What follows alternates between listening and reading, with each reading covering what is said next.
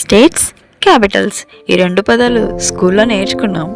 పదాలైతే నేర్చుకున్నాం, మరి వాటి అర్థాలు నేర్చుకుందామా? ఒక దేశంలో పరిపాలనా సౌలభ్యం కోసం విభజించబడే ప్రాంతాన్ని స్టేట్ అంటారు. ఒక స్టేట్కు సొంత ప్రభుత్వం, నిర్ణీత హద్దులు ఉంటాయి. ఇది స్టేటస్ అనే లాటిన్ పదం నుండి వచ్చింది. స్టేటస్ అంటే స్థితి లేదా నిలకడగా ఉండటం అనే అర్థం.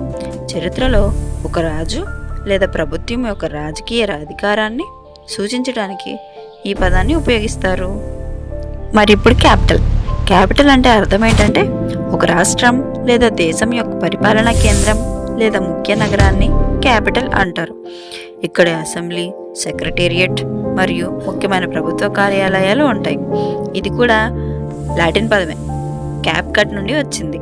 క్యాప్ కట్ అంటే లాటిన్లో తల అని అర్థం. శరీరంలో తల ఎంత ముఖ్యమో ఒక రాష్ట్రానికి లేదా దేశానికి ఈ నగరం అంత ముఖ్యమైనది, కాబట్టి దీనిని క్యాపిటల్ అని పిలుస్తారు. వీడియో మీనింగ్ఫుల్గా అనిపిస్తే ఒక్క లైక్ చేయండి, చిన్న కామెంట్ పెట్టండి, అలాగే సబ్స్క్రైబ్ కూడా చేసుకోండి.